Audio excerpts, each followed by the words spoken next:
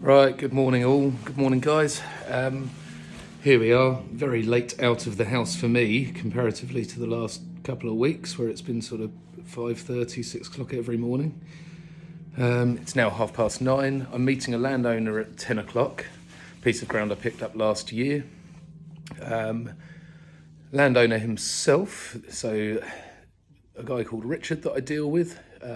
Really nice chap, shooting man himself, but doesn't do anything with deer. He does a bit of game shooting and stuff.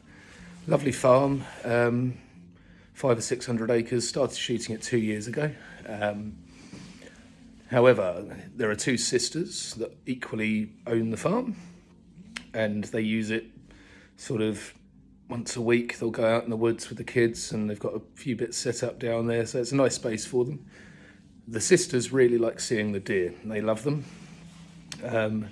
But they don't walk huge amounts of the farm, and they're only there infrequently. They're sort of under the impression that there's 20 or so animals roaming around. There's one white stag, as they call it. Fallow this is, so it's very much a buck. But the whole purpose of today, instead of purely deer management, because I haven't got out and shot anything, that was the plan, but by the time I relaced my boots, very old Mendels, cut up some prime yearling loin to offer the sisters to try this afternoon after our meeting. 10 coffees later, dogs cleaned, trucks sorted out, kit cleaned. I haven't made it out in time, so no shooting before this meeting. But the aim of this meeting is people management, not deer management, it's people management. It's very easy just to keep people in the dark about what you do. They give you permission to go on their land. They don't really know what you're doing unless you tell them or show them, especially if they don't know this way of life themselves. I take it upon myself, if there's any kind of query or a slight catch, that the brother, Richard, is totally happy for me to shoot the deer, totally understands that they need pretty heavy management in this particular area. There's large numbers of deer, and they're destroying a lot of crops annually and doing all sorts of damage. The sisters are slightly more opposed to the idea. It's the Walt Disney ideology, unfortunately, that is very, very common throughout people.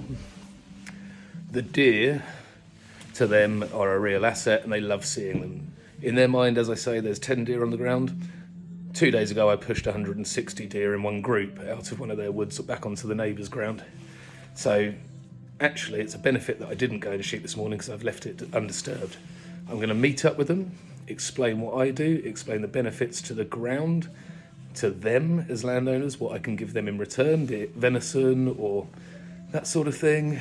And I can also just show them how many deer there are there. Which should hopefully, if it all goes well this morning, boost their impression of the 10 to 20 animals they like to think are there, to seeing that actually it's a good couple of hundred. And so it'll be a productive morning. I'm hoping we can do it gently, do it softly, and you might even alter someone's mind and perspective in it. Just making that extra effort, instead of staying in the shadows and getting away with whatever you can and keeping them in the dark, sometimes the best thing you can do is invite them out with you. Tell them to come with you. Without a rifle, and just watch what you do, how you do it, who you are, how you talk, how you speak. As deer managers, especially wild deer managers, we're always going to be in a minority as far as the public's concerned, against the vegan movement, against people offended by the thought of an animal being shot or suffering, which I totally understand. If you're not exposed to our way of life, why would you understand? And people growing up on Disney, I grew up on Disney, I watched the films, but I was in an environment from the age of 10 years old onwards, which taught me, my own morals, my own ethics, which is, if you're going to kill it, you should know how to cut it, and you should know how to cook it, and you should certainly be willing to eat it. I struggle massively, although trophy hunting and clients particularly do pay wages, do keep this whole operation going. So you do have to expose yourself within a business if you want to do it commercially and you have bills to meet. You will have to, on a moral perspective, sometimes go against what your own morals are. I may not be happy to go and shoot a lion in Africa, have no interest, unless it was a man-eater and I was doing it as a good service to the local people that were suffering or losing income. But I'm not going to go and pay £30,000. I don't have £30,000 to go and shoot an elephant. It doesn't interest me. However, the guys on the ground managing these reserves, helping the communities, feeding people, providing jobs and income, anti-poaching, all of that sort of stuff, it's all relevant, whether you're in the UK, South Africa, or in the States, wherever you are in the world, it's a relevant principle. I morally will have to take clients out who are paying my wages, paying far more money than I would ever be able to pay. They have the money to do so. Their moral compass may dictate that they don't need to know the background of the animal. They don't need to know how the animal was raised. They don't need to know how it fits within an ecosystem. All they're interested in is having that animal to show their friends mounted above their dining table. Fine, very, very far from my own morals and ethics when it comes to nature and my shooting, but they serve a purpose. And you have to coexist, and you have to understand that life and death is a very real principle for all of us and every animal in the world.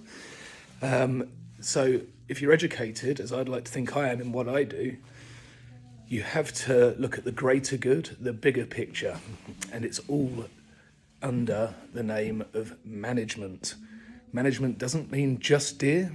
It means us too, what we eat, how we sell ourselves, what we say to people, how we deal with footpathers, how we deal with anti-shooters that might be verbal and might be vocal. You can't fire back.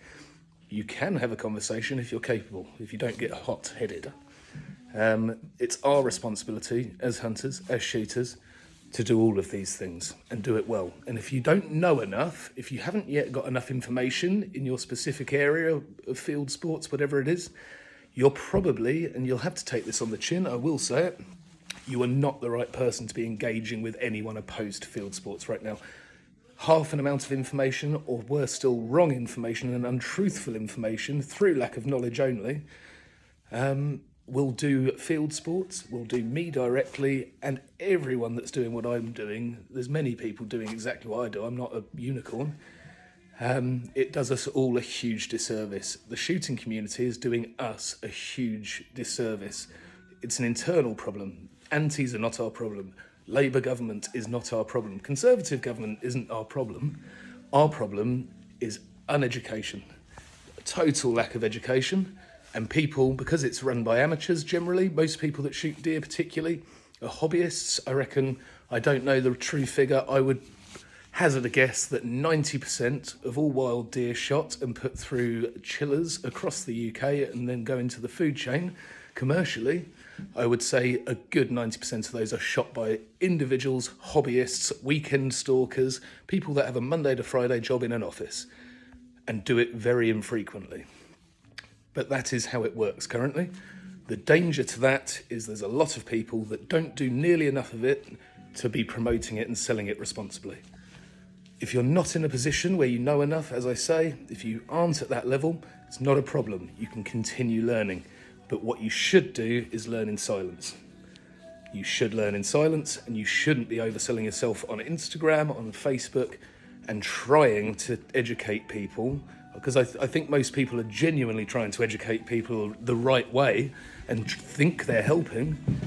If you're not giving correct, true, and rock-solid information to people, then unfortunately you're doing everybody in the field sports sector a disservice, and you really need to rein it in until your knowledge is clearer, more concise, and you can do it without 10 edits. You can just do it a cappella because you genuinely know it. Peace and love, everybody. I'm going to go and have this meeting and then rock on, shoot some, and then probably have a couple of pints of Guinness watching the rugby in the pub. Have a good day all. Bye.